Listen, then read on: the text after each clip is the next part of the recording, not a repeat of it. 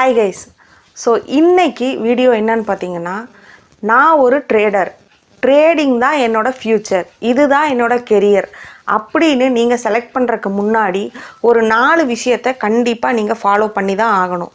இல்லை இந்த விஷயத்தையெல்லாம் என்னால் ஃபாலோ பண்ண முடியாதுன்னா தயவு செஞ்சு இந்த ஃபீல்டுக்குள்ளே நீங்கள் வராதீங்க. Shut up and sit down.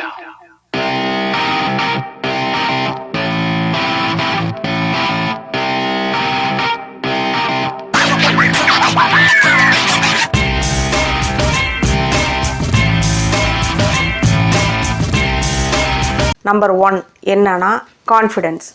நீங்கள் ஒரு விஷயம் பண்ண போகிறீங்கன்னா அதில் 100% நீங்கள் ஃபஸ்ட்டு கான்ஃபிடெண்ட்டாக இருங்க. மற்றவங்க என்ன சொல்லுவாங்க அப்படிங்கிற விஷயத்தையெல்லாம் நீங்கள் விட்டுருங்க. ஃபஸ்ட்டு நீங்கள் ஒரு ட்ரேட் எடுக்கிறீங்கன்னா அந்த ட்ரேடில் உங்களுக்கு கான்ஃபிடென்ட் வேணும். ஏன் நான் இந்த ட்ரேடு எடுத்தேன், எதுவரை நான் இந்த ட்ரேடை ஹோல்டு பண்ண போகிறேங்கிற விஷயத்தில் நீங்கள் ஃபஸ்ட்டு கான்ஃபிடெண்ட்டாக இருங்க. 2வது விஷயம் என்னென்னா ரிஸ்க் மேனேஜ்மெண்ட்டு. அதாவது எல்லாருமே இப்போ வர ரிஸ்க் மேனேஜ்மெண்ட்டை எப்படி புரிஞ்சு வச்சுருக்கீங்கன்னா, என்கிட்ட ஒரு $1000 இருக்குது, இந்த $1000க்கு நான் என்ன லாட் சைஸ் யூஸ் பண்ணணும், ஸோ அந்த லாட் சைஸ் தான் ரிஸ்க் மேனேஜ்மெண்ட்டுன்னு நீங்கள் நினச்சிட்டு இருக்கீங்க. அது தவறான ஒரு விஷயம். ரிஸ்க் மேனேஜ்மெண்ட்னா என்னென்னா, அந்த $1000க்கு நீங்கள் என்ன ரிஸ்க் எடுக்கிறீங்க. ஃபார் எக்ஸாம்பிள், இன்றைக்கி அந்த $1000 போயிருச்சுன்னா என்னோடய அக்கௌண்ட் $1000 நான் லாஸ் பண்ணிட்டேன். 2வது நாள் உங்களால் அந்த $1000 ரீஃபில் பண்ண முடியுமா? அதுதான் உங்கள் ரிஸ்க்கு. ரிஸ்க் மேனேஜ்மெண்ட்னா உங்களால் உங்கள் ஃபண்டுக்கு உங்கள் லைஃப்பில் எவ்வளோ ரிஸ்க் எடுக்க முடியும். இல்லை $100 தான் என்னோடய ரிஸ்க்னா, ஸோ அதுக்கு தகுந்த மாதிரி நீங்கள் எஸ்எல் வச்சு ட்ரேட் எடுக்கணும். ஸோ அந்த ரிஸ்க் மேனேஜ்மெண்ட்டுங்கிறது நம்மக்கிட்ட கேட்டு நீங்கள் டிசைட் பண்ணக்கூடிய விஷயம் கிடையாது. உங்கள் லைஃப்பில் நீங்கள் எடுக்கக்கூடிய ரிஸ்க் தான் ரிஸ்க் மேனேஜ்மெண்ட். 3வது விஷயம் என்னன்னா பேஷன்ஸ். இப்போது நீங்கள் ஒரு ட்ரேட் எடுக்கிறீங்கன்னா அந்த டார்கெட் ரீச் ஆகிற வரை கண்டிப்பாக நீங்கள் பொறுமையாக இருந்து தான் ஆகணும். ஓகேவா?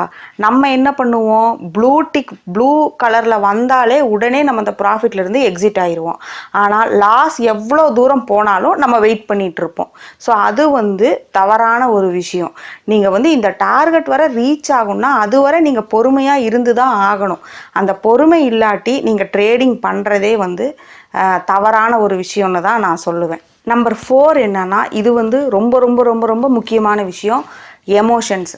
நீங்கள் உங்கள் எமோஷன்ஸை கண்ட்ரோல் பண்ணி தான் ஆகணும். அதாவது முன்னாடி சொன்ன 3 விஷயத்தை நீங்கள் ஃபாலோ பண்ணுறீங்களோ இல்லையோ, இந்த விஷயத்தை நீங்கள் 100% ஃபாலோ பண்ணி தான் ஆகணும். நம்ம என்ன பண்ணுவோம், நம்மளோட எல்லா பிரச்சனைகளையும் நம்ம மைண்டில் வச்சுட்டு நம்ம ஒரு ட்ரேட் எடுப்போம். இந்த ஒரு ட்ரேடில் நம்ம எல்லா பிரச்சனைகளுக்கான சொல்யூஷனும் வந்துடும் அப்படின்னு சொல்லிட்டு நம்மளுடைய எமோஷன்ஸை கொண்டு போய் அந்த ட்ரேடில் நம்ம காமிக்கக்கூடாது. இன்கேஸ் உங்களுக்கு ஒரு நாள் ஒரு ட்ரேட் லாஸ் ஆயிடுச்சுன்னா அந்த ட்ரேடை அன்னத்தோட நீங்கள் ஸ்டாப் பண்ணிடுங்க. அந்த லாஸை நான் இன்றைக்கே கவர் பண்ணுவேன்னு சொல்லி அடுத்தடுத்து என்ட்ரி எடுத்து ஓவர் ட்ரேட் பண்ணாதீங்க. அது கண்டிப்பாக உங்களுக்கு ப்ராஃபிட் கொடுக்காது, லாஸ் தான் கொடுக்கும். இன்கேஸ் உங்களுக்கு லாஸ் ஆயிடுச்சுன்னா ஃப்ரீயாக விட்டுருங்க. அடுத்தது உங்களுக்கு எந்த விஷயம் பிடிக்குதோ அந்த நாள் அந்த விஷயத்த பண்ணுங்க. ஃபார் எக்ஸாம்பிள், சிலர் நல்லா ட்ரைவ் பண்ண பிடிக்கும், சிலர் யாராவது கிட்ட போய் யாரையாவது மீட் பண்ணணும்னு நினைப்பீங்க. ஸோ அந்த மாதிரி உங்களுக்கு எந்த விஷயம் பிடிக்குதோ அந்த விஷயத்த பண்ணிவிட்டு அடுத்த நாள் ஃப்ரெஷ்ஷாக உட்காந்து ட்ரேட் பண்ணுங்கள். கண்டிப்பாக அந்த முதல் நாள் ஆன லாஸ் நீங்கள் கவர் பண்ணிடுவீங்க.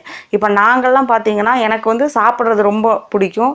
ஸோ நான்லாம் ஒரு லாஸ் ஆகிடுச்சுன்னா உடனே நானும் என் ஹஸ்பண்டும் கிளம்பி போய் ஒரு ஹோட்டலில் நல்லா ஒரு சாப்பாடு சாப்பிட்டு அதுக்கப்புறம் எங்கள் மைண்டு ரிலீஃப் ஆனதுக்கப்புறம் தான் அடுத்த ட்ரேடே நாங்கள் பண்ண ஆரம்பிப்போம். இன்கேஸ் உங்களுக்கு இது கேட்கும்போது காமெடியாக கூட இருக்கலாம், ஆனால் இதுதான் உண்மை. நான் சொல்லக்கூடிய எல்லா விஷயமுமே என்னுடைய அனுபவத்தை மட்டும்தான் நான் ஷேர் பண்ணிகிட்ருக்கேன்.